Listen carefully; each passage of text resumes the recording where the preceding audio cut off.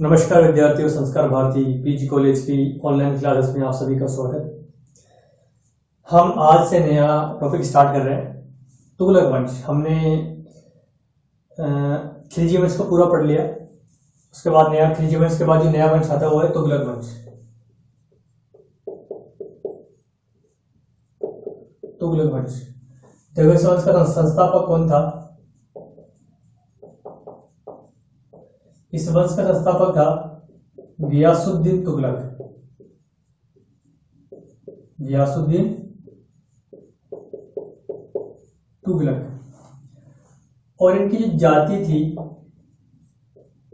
तुर्क जाति के थे। ये कोई अलग जाति नहीं थी, तुर्की थे, ये विदेशी थे। कहने का मतलब तुर्क जाति थी इनकी। और इस वंश का जो अंतिम सुल्तान है, प्रथम सुल्तान है संस्थापक गियासुद्दीन तुगलक है, और अंतिम सुल्तान कौन है? इस वंश का अंतिम सुल्तान है नासिरुद्दीन महमूद।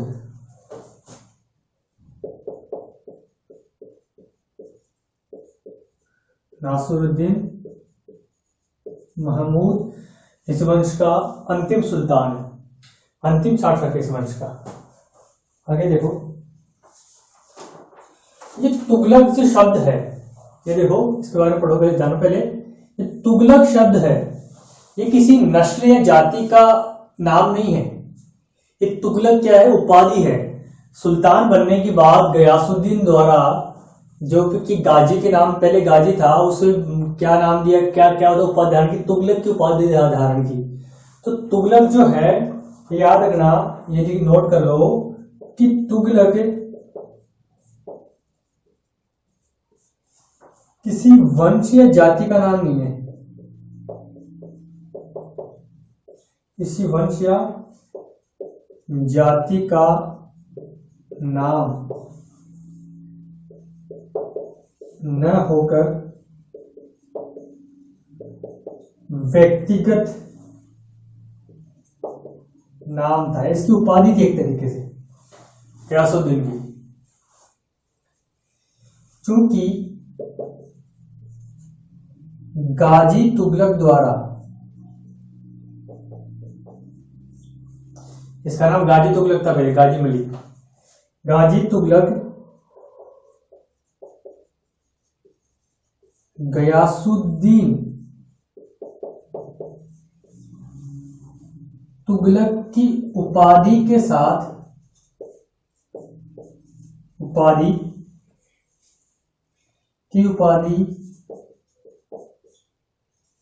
धारण कर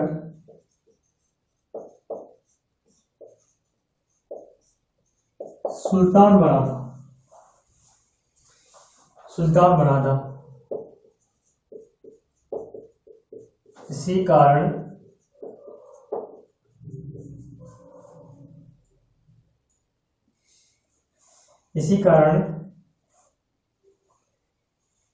इस वंश के,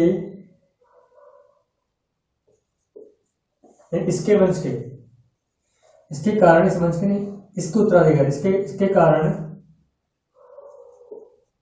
इसी कारण इसके उत्तराधिकारी गियासुद्दीन के उत्तराधिकारी।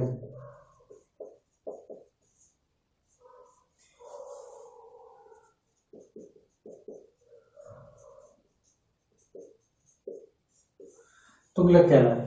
सारों का नाम, एक नाम पढ़िए तुगलक।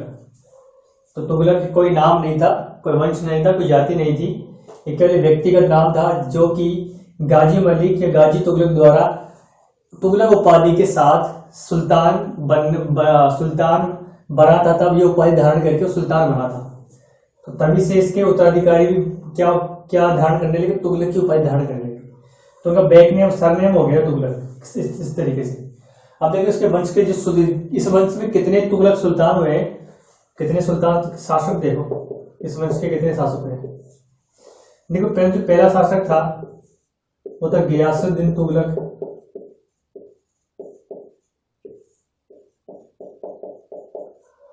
इसका जो टाइम पीरियड रहेगा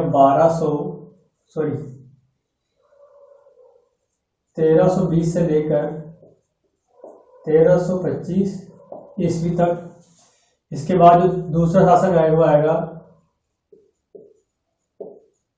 मोहम्मद बिन तुगलक,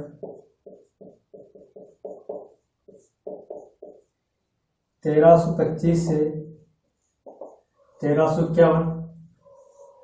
इसके बाद आएगा फिरोज शाह। इसका टाइम पीरियड है 1351 से 1388।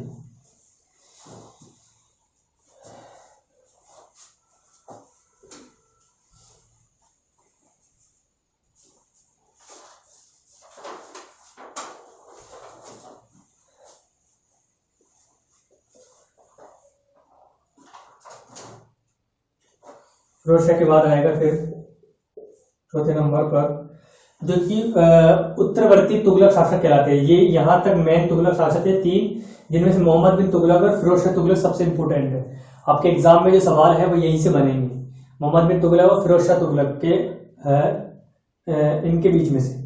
और जो बाद के जो तुगलक शासक थे वो उत्तरवर्ती तुगलक शासक कहा जाता था, जो कि थोड़े समय के लिए शासन किया था। उनका शासनकाल इतना इंपॉर्टेंट नहीं है। इसके बाद है गयासुद्दीन तुगलक द्वितीय,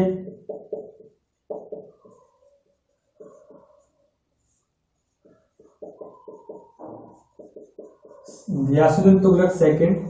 इसका टाइम पीरियड है 1388 से लेकर 1389 तक, 1 साल का टाइम पीरियड है इसका। इसके बाद आएगा अबू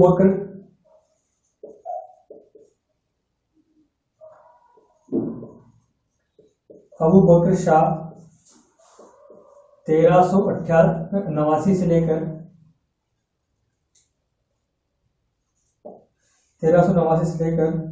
90 तक इसका टाइम पीरियड है, 1 साल का तकरीबन। और छठा है सुल्तान नासरुद्दीन महमूद,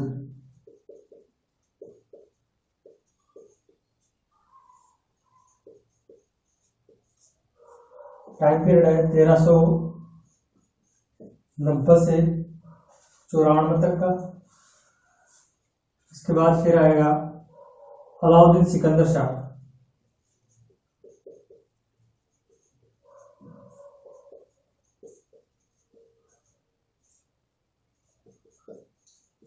अलाउद्दीन सिकंदर शाह, ये 1394 में शासक बनेगा।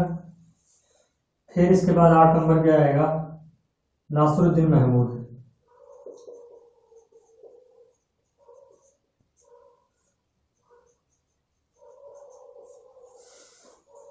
ये बनेगा 1394 से लेकर 1412 तक सुल्तान।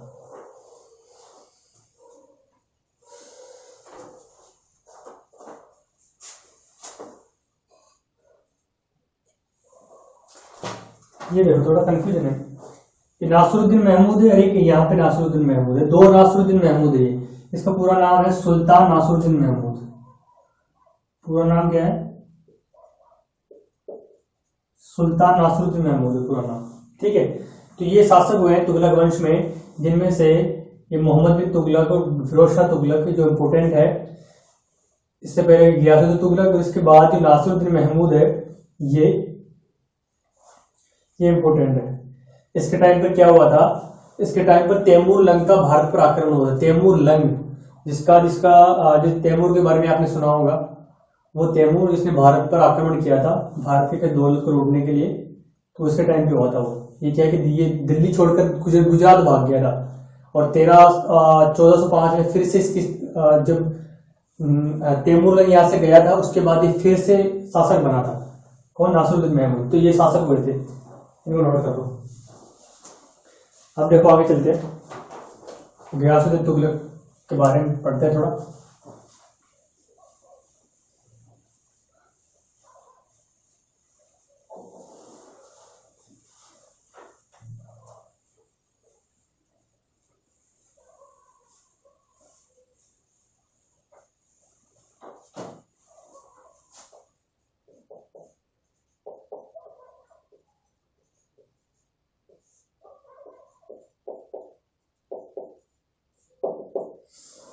टाइम पीरियड बताइए 1320 से लेकर 1325।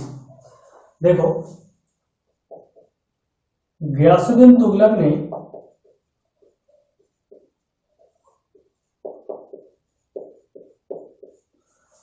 अपना प्रारंभिक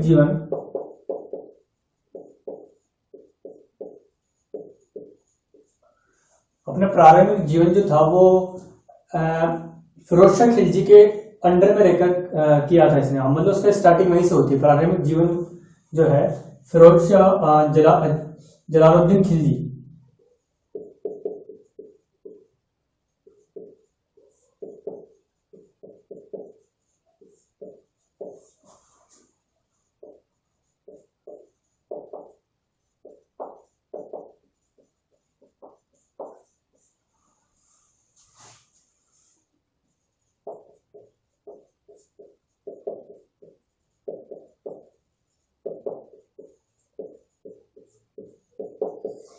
एक अंग्रेज सैनिक था जलालुद्दीन खिलजी के समय, वहां से इसका प्रारंभिक जीवन स्टार्ट होता है, राजनीतिक जीवन है।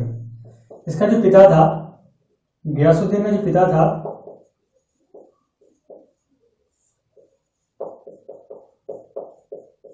इसका नाम है मलिक कुतलुग।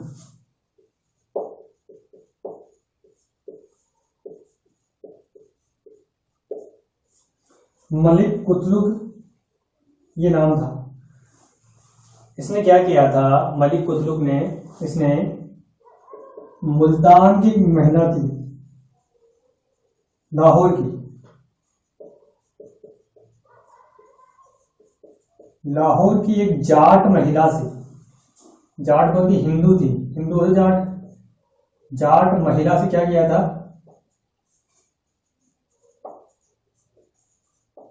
विवाह किया था। और जो गियासुद्दीन तुगलक है और इसी की संतान था।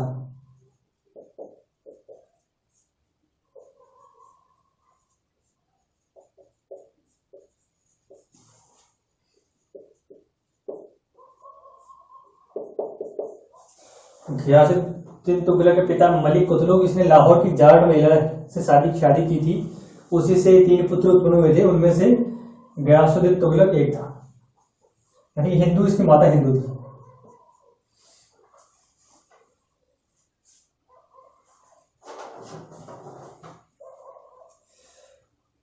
इसने जलालुद्दीन खिलजी के टाइम पर अपना राजनीतिक जीवन स्टार्ट किया था। उसके बाद क्या हो गया, इसने अपनी काबिलियत से 1305 ईस्वी में इसने क्या किया, इसको उसके बाद उस टाइम पर कौन था, सुल्तान अलाउद्दीन खिलजी।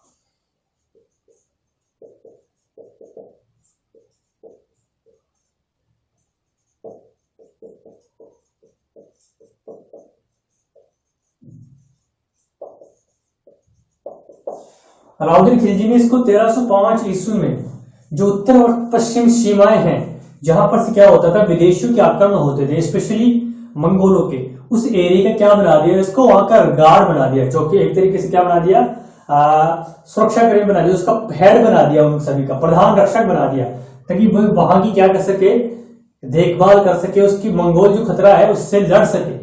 तो इसने क्या किया था, वहां रहकर काफी सारा एक्सपीरियंस इसने प्राप्त कर लिया था, और मंगोलों के खिलाफ इसने काफी सारी लड़ाइयां लड़ी, और काफी लड़ाइयों में इसने क्या किया था, सफलता अर्जित की थी।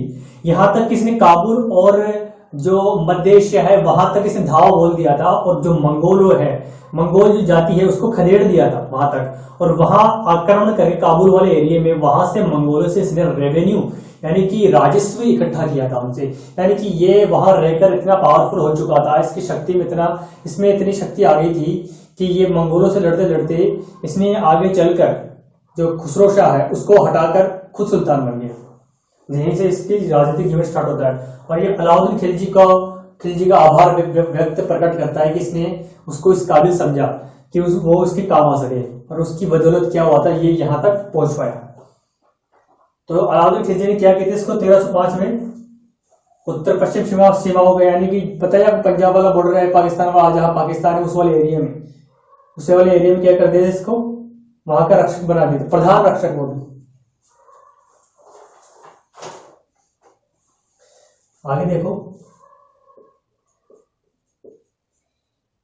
इस पद पर रहते हुए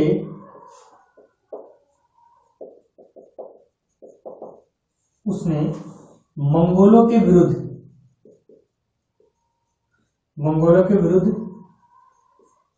कई सफलताएं अर्जित की। मतलब कि कई युद्ध लड़े और उनको हरा दिया था।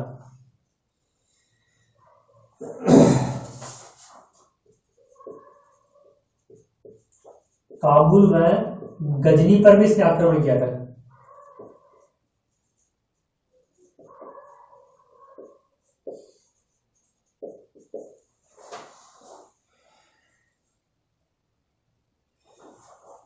और देखो क्या है कि मुल्तान की एक जामा मस्जिद है, उसमें एक लेख लिखा है, उसमें यह लिखा है कि इसने मंगोलों के खिलाफ 21 लड़ाइयां लड़ी और उसमें सफलता अर्जित की।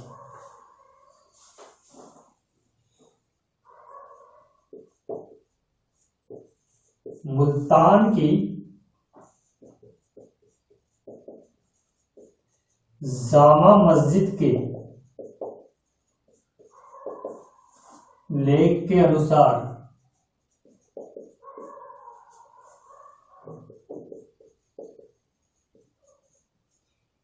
गयासुद्दीन ने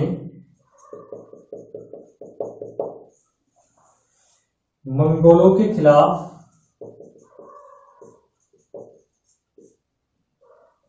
29 लड़ाइयां लड़ी।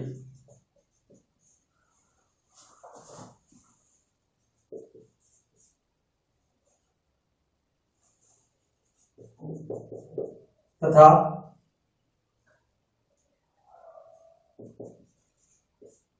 गाजी मलिक की उपाधि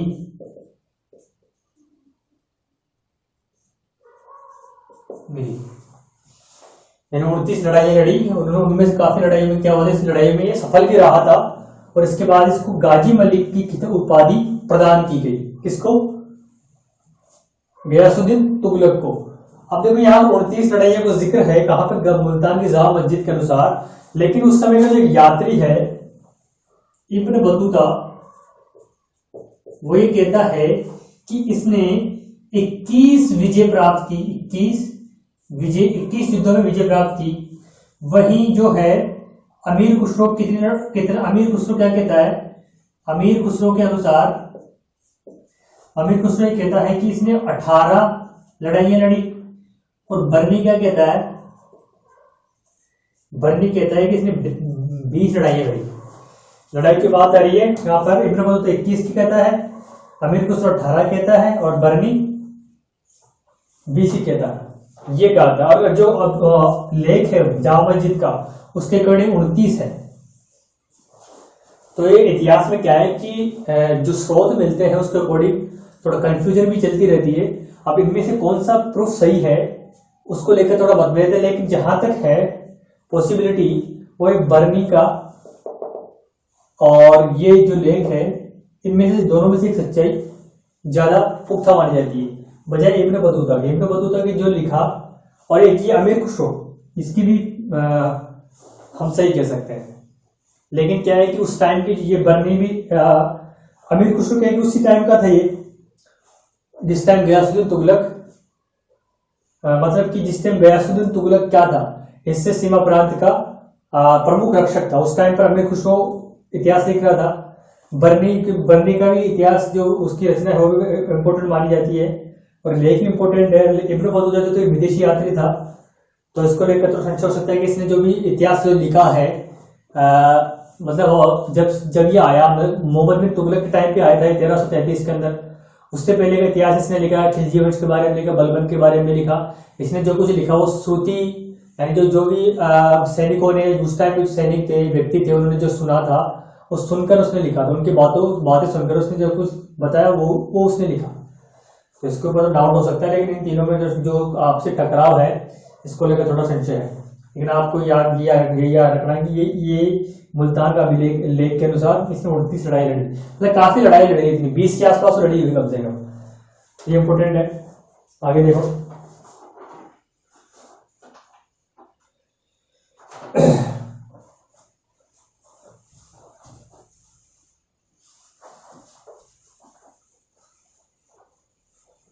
सुल्तान बनने से पूर्व क्या था? दीपालपुर का गवर्नर था।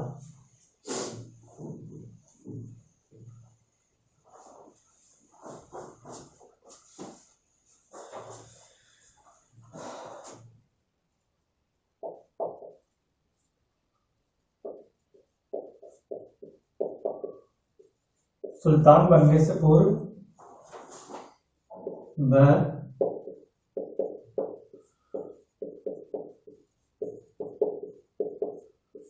पंजाब का सूबेदार था।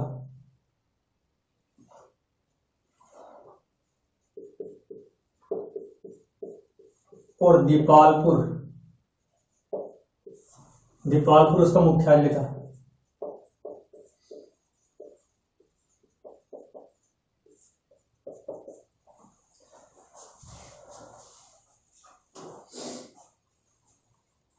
इसने क्या किया था? खुसरो शाह को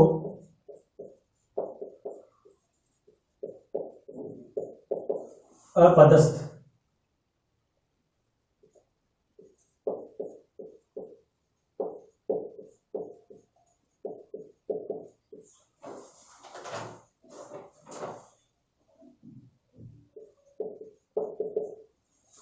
खुसरो शाह को पदस्थ करेंगे। लड़ाई के अंदर क्या किया इसने? खुसरो मलिक या खुसरो खां को हराकर दिल्ली के सुल्तान बना था। और गयासुद्दीन तुगलक, तो इसके प्रारंभिक जीवन था। अब देखो इसे सिंहासनारोहण कैसे होता है। सिंहासनारोहण की बात करें,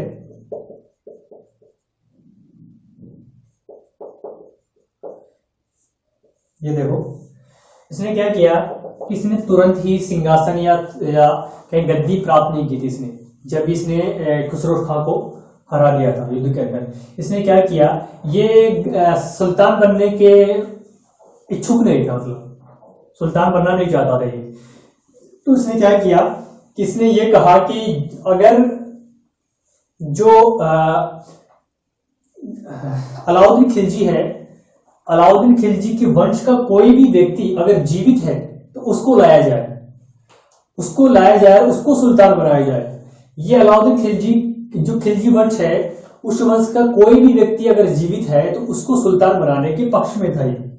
लेकिन कोई भी व्यक्ति जो खिलजी वंश का था वो अभी तक जीवित नहीं बचा था। तो अमीरों ने क्या किया कि अपने आप से सहमति से इसको ही क्या बना दिया, सुल्तान बना दिया। लेकिन ये फिर भी तैयार नहीं था। ये दूसरे जो सरदार थे उनको कह रहा था कि आप सुल्तान बन जाइए, लेकिन सरदारों ने अपनी आपसी सहमति से इसको क्या बना दिया, सुल्तान बना दिया। और सुल्तान के साथ इसको उपाधि दे दी किसकी, तुगलक की, गयासुद्दीन तुगलक की। कहा किसको, गयासुद्दीन तुगलक की। पहले गाजी मलिक इसका नाम था, गाजी मलिक। ये इसकी वो थी सिंहासनारोहण की बात। मतलब कि क्या था, ये सुल्तान बनने के पक्ष में नहीं था।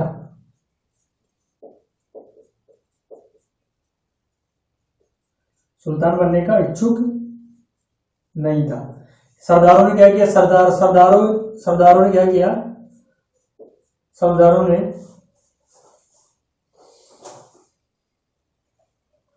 उसे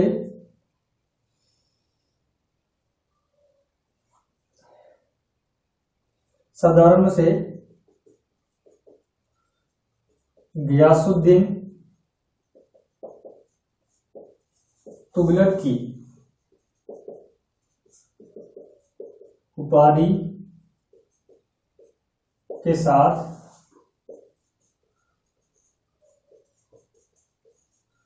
दिल्ली का सुल्तान बना दिया। ठीक इस प्रकार से क्या बना रहे, सुल्तान बना। खुद इच्छुक नहीं था ये पहले चाहते थे कई अगर खिलजी वंश का कोई व्यक्ति जीवित है तो उसको बना दो, मैं नहीं बनूंगा। और फिर वो भी नहीं मिले तो कुछ सरदार थे जो वह पुराने सरदार थे, उन्होंने कहा कि आप बन जाओ। लेकिन वो नहीं माने, तो इसने क्या किया, जितने भी सरदार थे उन्होंने मिलकर इसको इसको खुद को ही बना दिया इसको। इस प्रकार से ये क्या बन गया, सुल्तान बन गया। और सुल्तान बनने के बाद इसने क्या किया कि कुछ महत्वपूर्ण कार्य किए। इसने क्या किया, जो खिलजी वंश की महिलाएं थी उनको पेंशन दी, उनको सुरक्षा प्रदान करी, और जो इसके उस टाइम के जो कर्मचारी थे उनको उपाधियां दी, खुद के जो सगे संबंधी थे उनको बड़ी बड़ी उपाधियां दी। और जो बलबन के जो शाही उच्च कुलीनता थी उसको इसने वापस जारी किया, उसको उसी नीति को अपनाया। इसके उसने क्या इसने क्या किया कि उच्च कुलीनता और प्लस योग्यता को आधार बनाया, और उसके अकॉर्डिंग क्या बांटी, पद बांटे इसने। जबकि बलबन ने क्या किया था, बलबन ने उच्च कुलीनता को देखा, रक्त की शुद्धता को देखा, इसने रक्त की शुद्धता प्लस योग्यता को देखा, और उसके आधार पर लोगों को क्या बांटा, पद बांटे, और उनको बड़ी बड़ी उपाधियां भी दी। ठीक है, तो इस प्रकार से इसका सिंहासरोहण प्रारंभ होता है, मतलब सिंहासरोहण होता है, उसका जीवन राजनीतिक सुल्तान के रूप में इसका राजनीतिक जीवन स्टार्ट हो जाता है। अब देखो, ये जब ये सुल्तान बन जाता है तो उसके सामने काफी सारी समस्या उत्पन्न थी। इसने क्या कि इसने जो ताज पहना था वो कांटों का ताज था एक तरीके से, तो इसको उन समस्याओं को सुलझाना था। और ये उस समय क्या था कि जवान नहीं था, ये वृद्ध हो चुका था, लेकिन इसमें वृद्ध होते हुए भी इसमें ऐसी शक्ति थी, ऐसी ऊर्जा थी कि इसने नीतिगत सही तरीके से और एक व्यवस्थित रूप से उन्हें एक एक समस्याओं का क्या किया, समाधान किया। और समाधान करने के बाद, समाधान तो किया ही किया, ऊपर से राज्य को क्या कर दिया, एक सुरक्षा प्रदान कर दी इसने स्टेट को। क्या होता है कि अलाउद्दीन खिलजी के बाद राज्य के जितने भी दूरस्थ क्षेत्र थे वो क्या कर रहे, विद्रोह के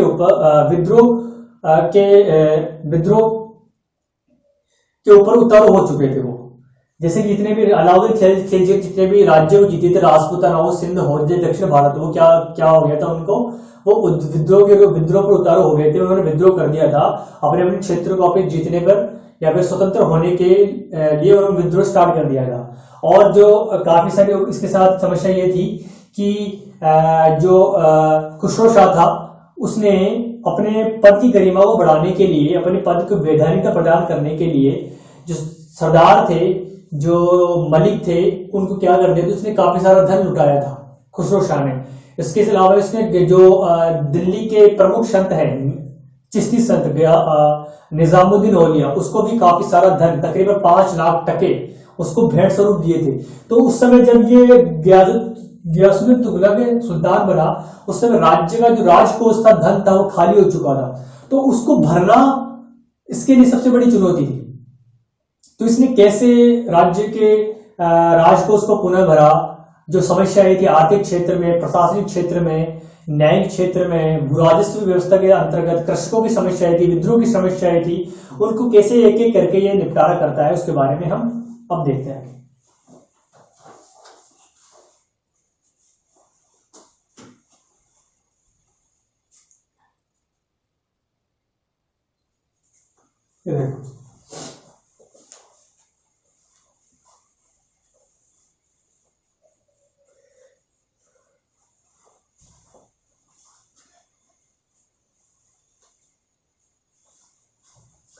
ये क्या करेगा, सुधार लागू करेगा।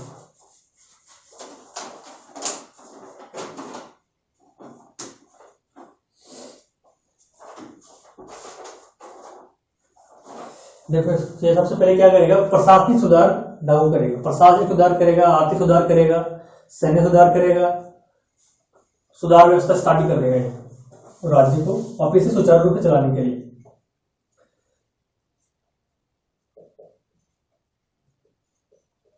इसके प्रशासनिक सुधार देखो,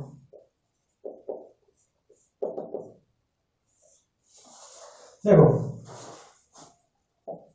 क्या हो रहा था कि सुल्तान बनने के पश्चात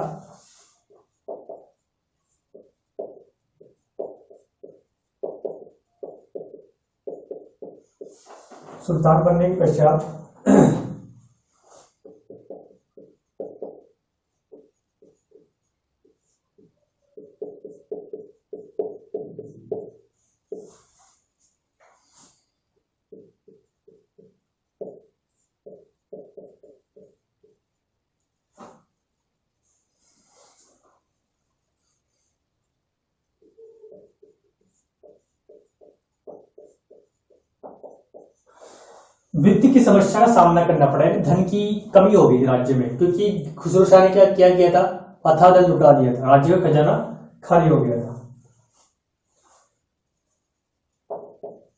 क्योंकि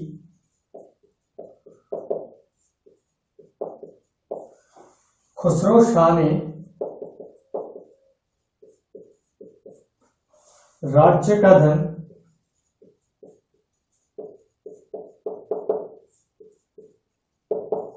अमीरों एवं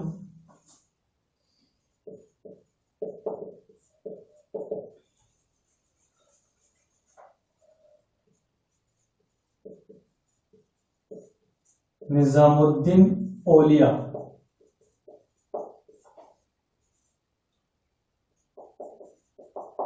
को बांट दिया था,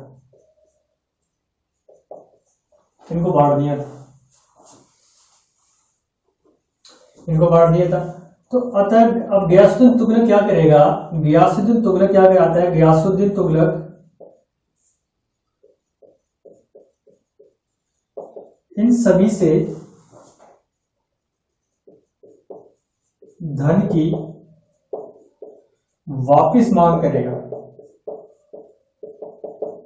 क्या करेगा, जो भी धन दिया था इनको किसने, इसने क्या, खुसरो शाह ने या खुसरो खान ने, उसको वापस से जो जिन जिन अमीरों को दिया था, क्या किया इसने कि वो रिकॉर्ड निकालेगा कि इनके कितना धन दिया है, क्योंकि जितना भी धन दिया जाता है उसका सबका क्या रिकॉर्ड रखा जाता था कि किस व्यक्ति को कितना धन दिया है, किस वजह से दिया है।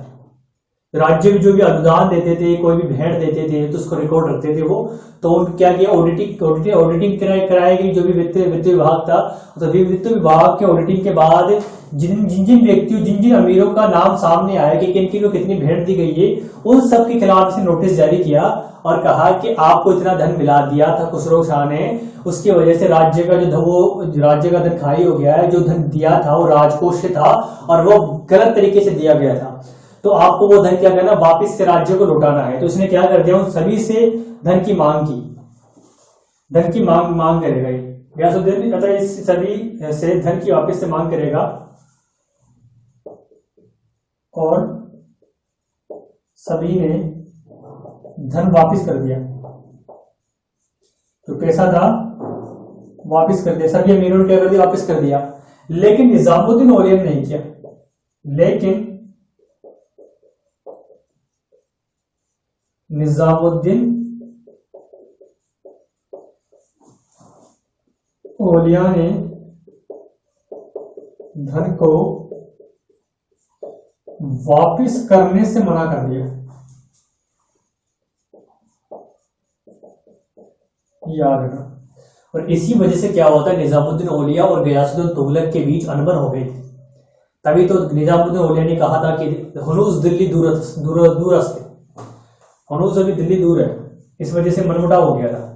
निजामुद्दीन औलिया ने कहा कि जो खुसरो शाह ने जो धन दिया था वो जनता का धन था, आपका धन नहीं तो जनता का था। उस टाइम पर वो सुल्तान था, उसने मुझे दिया, मैंने वो धन गरीबों में बांट दिया। जैसे कि चिश्ती परंपरा के अनुसार जो प्रथा थी उसके अकॉर्डिंग मैंने जो धन जो मुझे मिला था वो मैंने क्या इसको बांट दिया, गरीबों में बांट दिया। तो वो धन तुम्हारा नहीं था, मैं वापस नहीं दूंगा उस धन को। तो इस वजह से क्या होता है, मनमुटाव भी हो गया था। तो एक ही सबसे पहले सुधार ये किया, क्या किया कि वापस धन को रिस्टोर किया, जिनको दिया था उनसे वापस धन मांगा, इससे क्या हो, खजाना वापस से भर गया। निजामुद्दीन बोले की बात अलग है, उसने नहीं दिया था। न्यायिक सुधारों के तहत देखो,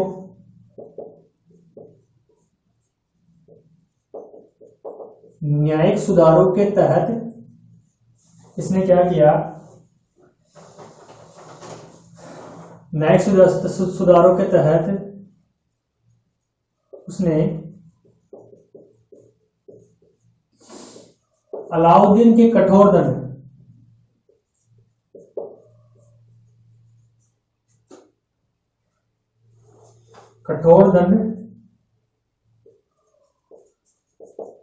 व्यवस्था को समाप्त कर दिया। अलाउद्दीन का दंड कैसा था, शारीरिक प्रताड़ना के आधार पर आधारित था उसका दंड। तो इसने क्या कर दिया, उस कठोर दंड को समाप्त कर दिया। लेकिन इसके भी कुछ शर्तें थी। अगर किसी का रेवेन्यू बकाया है वो राजस्व बकाया है तो उसको शारीरिक दंड मत दीजिए आप, उसके लिए ये व्यवस्था खत्म कर दी गई। लेकिन अगर कोई चोर भ्रष्टाचार है, भ्रष्टाचारी है, चोर है, डकैत है, बेईमान है, उनके लिए ये व्यवस्था भी जारी है, शारीरिक दंड की व्यवस्था भी जारी रखी। केवल उनके लिए कठोर दंड व्यवस्था समाप्त कर दी गई, जैसे कि कोई रेवेन्यू वसूलने में, कोई जो दूसरा अलग कार्य संबंधी व्यवस्था है उनको देने में कोई कठिनाई है तो उसमें ये रिलायबिलिटी दे दी गई, रिलायबिलिटी दे दी गई, कठोर दंड व्यवस्था उसमें समाप्त कर दी। लेकिन इसमें भी जारी थी। और देखो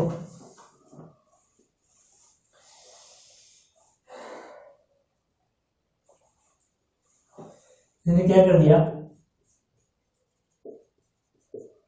डाक व्यवस्था को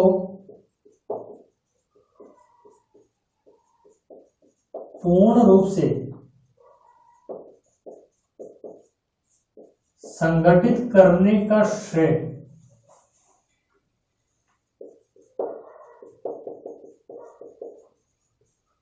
गयासुद्दीन तुगलक हो जाता है, क्योंकि इसी ने डाक व्यवस्था की स्टार्टिंग अच्छे तरीके से संगठित किया था। पहले डाक जो था वो काफी देर से पहुंचता था। इसने क्या कर दिया कि जो डाक चौकियां है, डाक चौकियां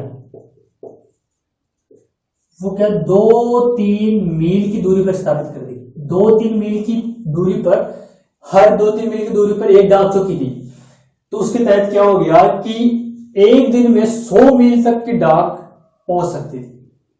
एक दिन में 100 मील या तकरीबन 150 किलोमीटर तक का फासला हो जाता, तय हो जाता। पहले जो डाक चौकियां थी वो 9-10 मील की दूरी पर थी।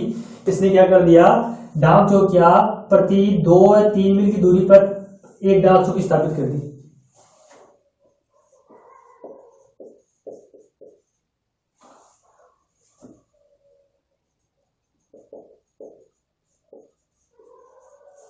और इसकी विस्तृत जानकारी डाक चौकी के बारे में, डाक व्यवस्था के बारे में विस्तृत जानकारी देता है हमें इब्न बतूता, जो कि मोहम्मद बिन तुगलक के टाइम पर भारत आता है। मोरक्को का निवासी था वो देश के बारे में विस्तृत जानकारी। जब उसके बारे में पढ़ेंगे इब्न बतूता के बारे में तब बताऊंगा उसको डिटेल में।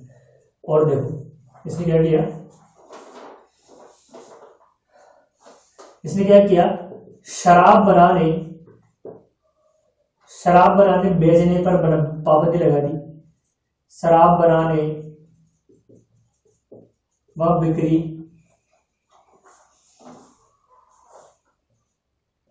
तथा जुआ खेलने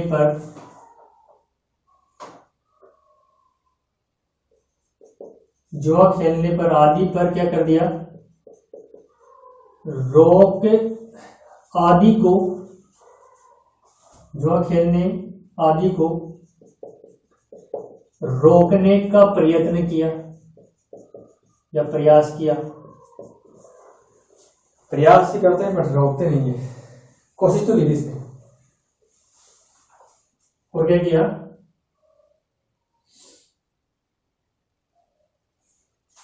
इसके अलावा इसने एक विधि संहिता लागू की ताकि एक जो निर्णय है उसको सही रूप से लागू कर सके।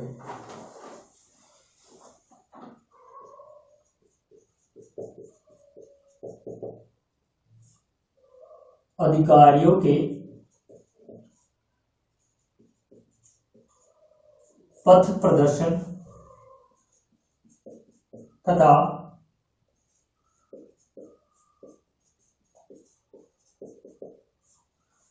उनके निर्णयों में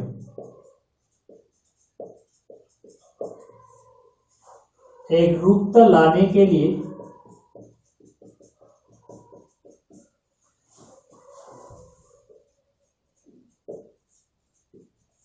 उसने एक विधि संहिता बनाई।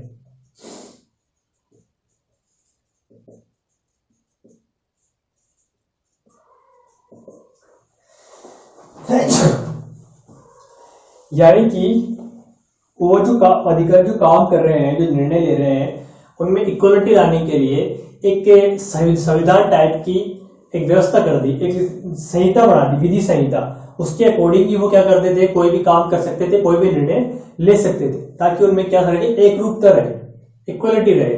जैसे कि आज कॉन्स्टिट्यूशन है, सभी काम क्या होते हैं कॉन्स्टिट्यूशन के दायरे में होकर ही होते हैं। उसी प्रकार से इसने क्या किया कि हर काम के निश्चित दायरे में होकर हो, उससे पार ना जा सके, वो कोई भी निर्णय हो एक निश्चित दायरे के अंदर हो, तो उसके लिए उसने विधि संहिता का निर्माण कर दिया। तो ये सुधार किसने किए थे, गयासुद्दीन तुगलक ने, ताकि क्या हो सके राज्य को वापस से सुचारू रूप से जो व्यवस्था डगमगा गई थी पहले के शासकों के शासनकाल में, यानी कि अलाउद्दीन खिलजी के बाद जो व्यवस्था डगमगा गई थी उसको वापस से सही रूप से सुचारू रूप से बनाने के लिए इसने ये सुधार लागू किए।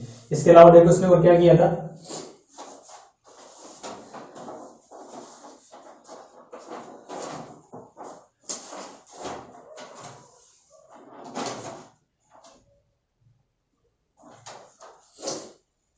ये सुधार लागू किए। इसके अलावा इसने आर्थिक क्षेत्र में कुछ सुधार किए, जैसे कृषि व्यवस्था को लेकर, कृषकों की स्थिति को लेकर, और इसके अलावा इसने कुछ सैन्य सुधार भी करेगा, कुछ अभियान भी करेगा, तो उसको हम पढ़ेंगे अब नेक्स्ट वीडियो में। आज के लिए इतना ही, मिलते हैं नेक्स्ट वीडियो में। आज तब तक के लिए धन्यवाद।